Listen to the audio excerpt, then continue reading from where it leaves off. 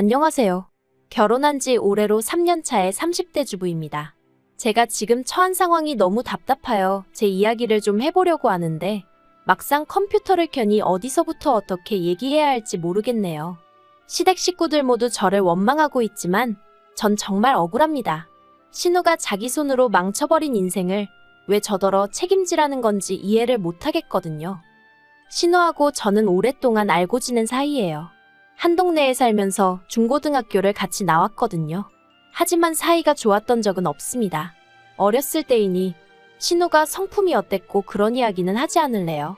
아무튼 신우하고 저는 친해질 이유도 없었고 성향도 성격도 워낙 달랐기 때문에 고등학교 졸업 이후로 소식이 끊어졌어도 아쉽다는 생각은 한 번도 해본 적이 없어요.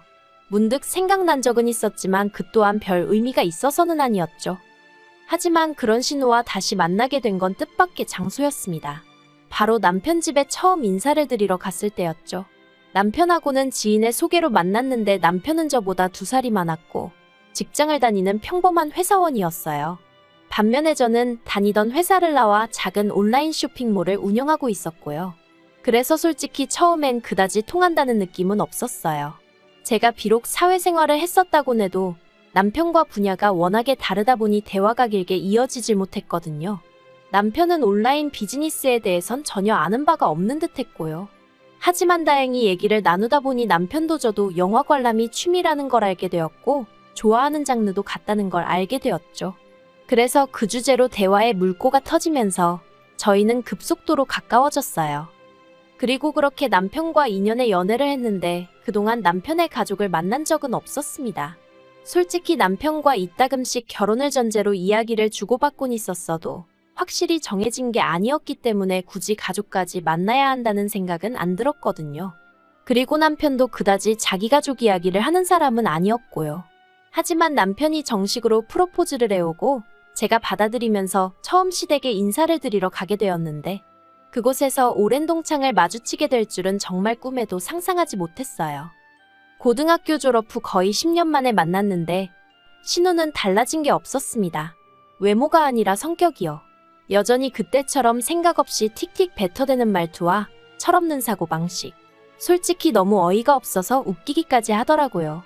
그리고 동시에 어떻게 저런 신우에게 제 남편 같은 오빠가 있는 거며 제 남편 같은 사람에게 신우 같은 여동생이 있을 수가 있는지 납득이 되질 않았죠. 참고로 저희 남편은 어떨 때는 답답하고 지루할 정도로 매사 진지하고 경우를 따지는 사람이에요.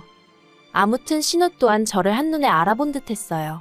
그러니 아닌 척하고 있기도 뭐하고 그래서 제가 먼저 신우에게 말을 걸었습니다.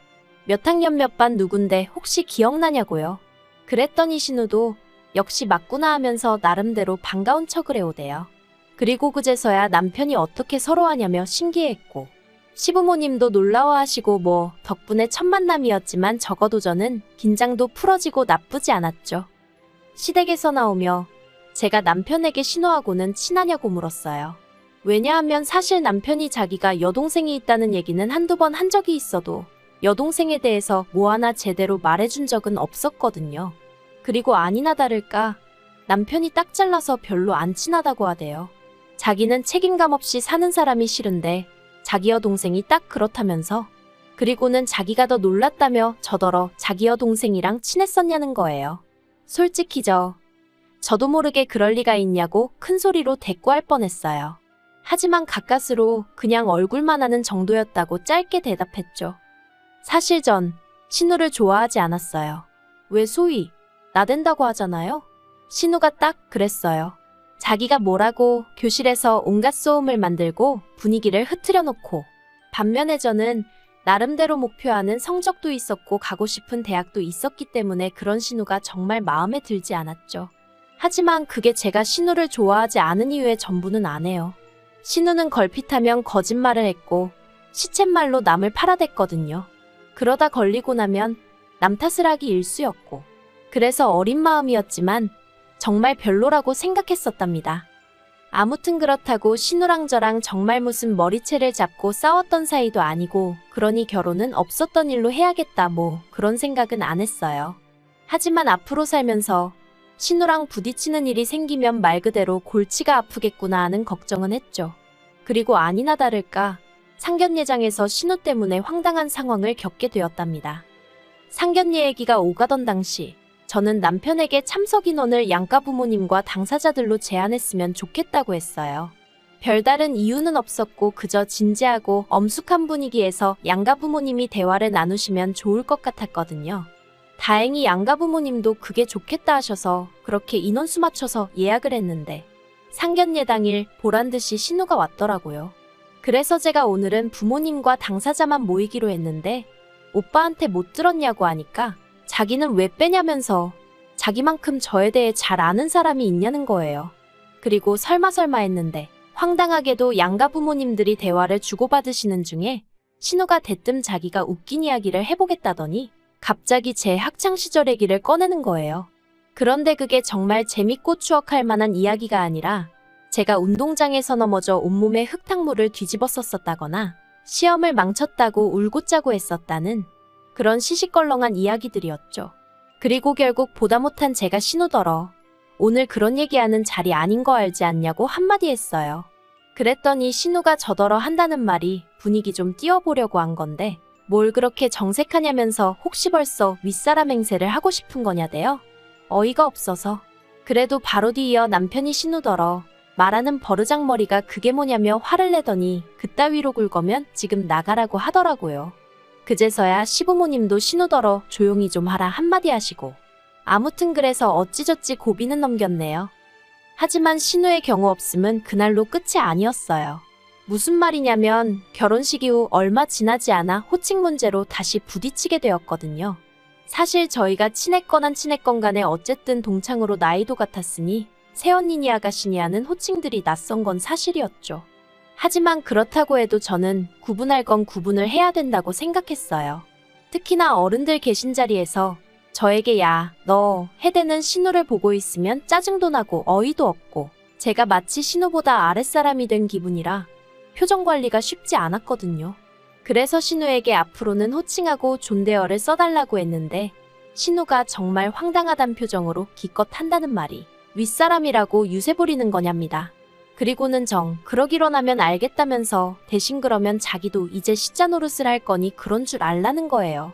어이가 없어서 그 시자 노릇이 뭐냐니까 그거야 두고 보면 알 거 아니냐는데 황당해서 알겠다고 마음대로 하라고 해버렸죠.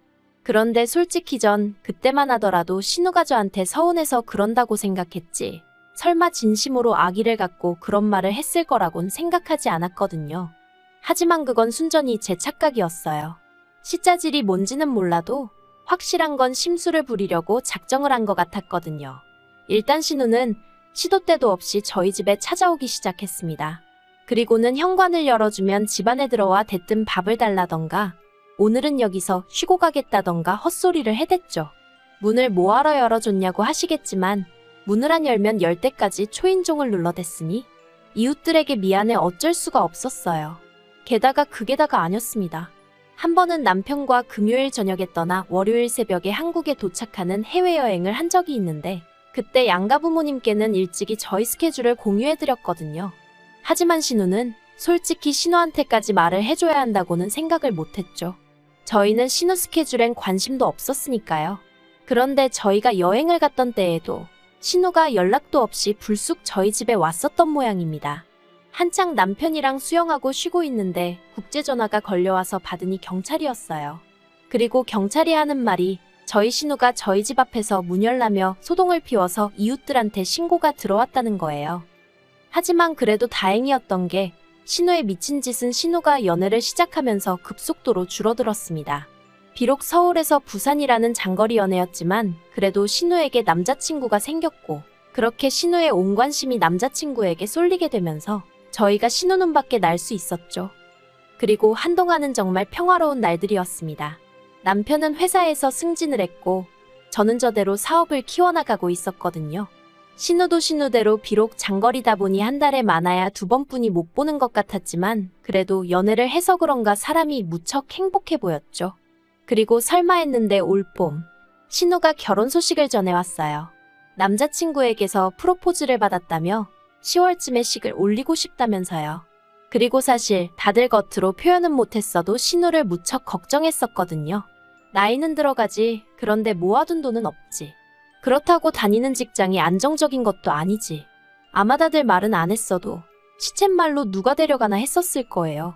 그런데 신우가 결혼하겠다고 한 남자는 그래도 꽤 괜찮은 중견기업을 다니고 있었고 듣자 하니 집이 돈도 좀 있다고 하더라고요. 그러니 다들 한숨 돌린 심정이었겠죠.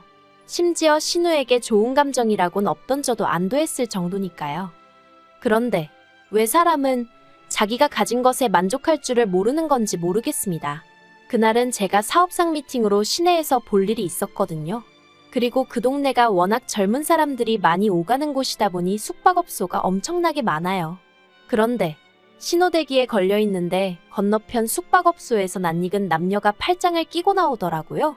네, 저희 신우랑 남편 친구였어요.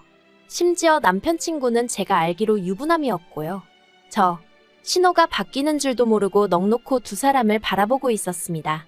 하지만 이내 뒷차의 경적 소리에 놀라 차를 출발시켰고 한동안 제 심장이 벌렁벌렁거리더라고요. 설마 하는 생각에 집에 돌아오자마자 차에 있던 블랙박스를 확인했는데 이건 뭐 두 번, 세 번 돌려볼수록 누가 봐도 신우와 남편 친구가 분명했어요. 이걸 어떻게 해야 하나? 남편하고 얘기를 해야 하나? 하지만 동시에 괜히 이런 일에 얽혀서 좋을 게 뭐가 있나 싶기도 하고. 그래서 며칠의 고민 끝에 저는 죽을 때까지 저만 알고 있는 비밀로 묻어두기로 결심했습니다. 한순간의 실수일 거라고, 신우도 이내 정신 차리겠지. 그렇게 믿고 싶었죠. 그리고 한 달쯤 지나 지난달이었어요. 저는 사업상의 이유로 출장을 나가게 되었고 당연히 남편에게 얘기도 했었죠. 남편뿐 아니라 시부모님께도 누구랑 어디로 며칠을 간다고 정확히 알려드렸고요. 이건 뭐 시부모님이 제 사생활에 관심을 갖고 그러시는 분들이라서가 아니라 그냥 제가 친정 부모님한테 알려드리면서 같이 말씀드린 거예요. 아무튼 그래서 출장 이틀째였는데 모르는 번호로 전화가 걸려왔어요. 그리고 저는 사업상 저는 몰라도 제 번호를 아는 사람들은 종종 있었기에 아무 생각 없이 전화를 받았죠. 그런데 상대방이 잠깐 머뭇하더니 저희 신우 이름을 대면서 남자친구라고 하더라고요. 그래서 안녕하시냐고 어색하게 인사를 건넸더니 급한 일이 있어서 그런다며 저희 신우를 좀 바꿔달라는 거예요. 그래서 그게 무슨 소리냐고 저는 지금 출장 중이라니까 신우랑 같이 간 거 아니냐입니다. 신우가 저랑 2박 3일 동안 여행을 간다고 했다나요? 그제서야 순간 아차 싶은 게 그 버릇 여전히 못 고쳤구나 싶대요. 하지만 이를 어쩌지 싶은 생각과 동시에 신우가 정확히 뭐라고 한지도 모르는데 제가 무슨 말을 할 수 있었겠어요? 그래서 그냥 전 무슨 얘긴지 모르겠으니 다시 신우에게 연락해보라고 하곤 전화를 끊었습니다. 그리고 그날 밤 집안이 온통 난리가 났어요. 정확히 말하면 1차적으로 제가 신우한테 별 욕을 다 먹었고요. 이내 이 이야기가 시부모님 귀에도 들어가서 다음날 또 온갖 욕을 먹었죠. 저더러 눈치가 있네 없네. 왜 그 전화를 받았냐부터 시작해서. 그런데 웃긴 건 아무도 신우의 부도덕함을 욕하진 않더라는 거예요. 오로지 저만 물고 늘어지는 게 정말이지 신우가 누굴 닮았나 했더니 시부모님, 특히나 어머님을 닮은 거였더군요. 그리고 결론부터 말하자면 신우는 남자친구에게 차였습니다. 이게 어떻게 된 건지는 저도 남편을 통해서 들을 수 있었는데 시부모님이 저희 남편더러 오빠가 돼서는 뭐라도 좀 해봐야 하는 거 아니냐고 하도 닥달을 하셔서 저희 남편이 부산까지 내려가 신우 남자친구를 만나고 왔거든요. 그런데 그쪽에서 먼저 말하기를 사실 올해 초부터 신우 낌새가 이상하긴 했답니다. 갑자기 밤새 연락이 안 되는 적도 있었고 그래서 설마 싶었는데 대뜸 올케 그러니까 저랑 여행을 간다고 하니 수상하더래요. 평소에 제 욕을 그렇게 해놓고 왜 저랑 여행을 가나 싶어서요.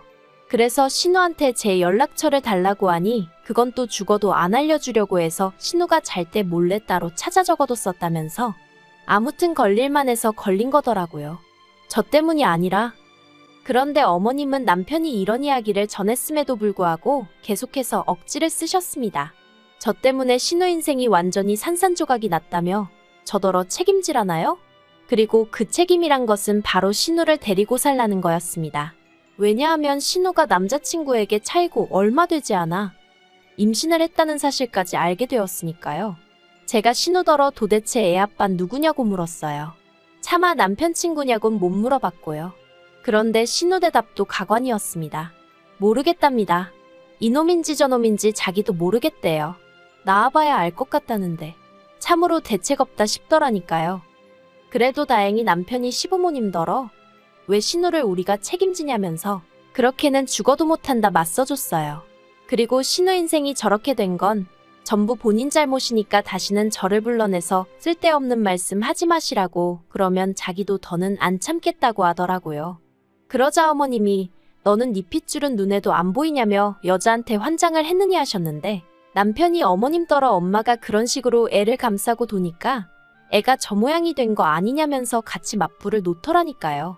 그리고 다행히 신우도 저희 집에서 살기 싫다고 난리였어요. 자기가 미쳤냐고 엄마 아빠 집을 두고 왜 오빠네 집에 가냐고. 그러니까 저희 어머님 엊그제 연락해 오셔서는 신우는 당신이 데리고 살 테니 대신 돈으로 책임을 지라는 또 신박한 말씀을 하셨습니다. 그러자 남편이 어머님더러 그나마 보내드리던 생활비도 끊어버리기 전에 제발 이상한 소리 좀 하지 마시라고 하대요. 그래도 참 다행이죠. 남편은 정신이 똑바로 박혀 있어서. 솔직히 남편도 어쨌든 자기 여동생이니 얼마나 신경이 쓰이겠어요. 저한테 말은 안 해도 속이 말이 아니겠죠. 그래도 최대한 제 편에 서서 저희 가정을 우선시해주니 그 점은 참으로 고마울 뿐입니다.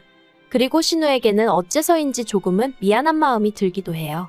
제가 어떻게든 신우 남자친구한테 변명이라도 해줬어야 했던 건 아닐까 하는 생각도 종종 들고요. 정말이지 제가 왜 이런 가책을 느껴야 하는 건지 모르겠네요. 아무튼 신우가 애를 낳고 나면 또 한 번 이 집안에 폭풍이 치지 않을까 싶습니다. 신우 남자친구의 애면 그나마 그래도 다행이겠다 싶은데 남편 친구 애면 어쩌죠?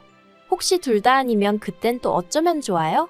정말 왜 이런 일을 제가 신경을 써야 하는 건지 살다 보니 별의별 일을 다 겪어보네요.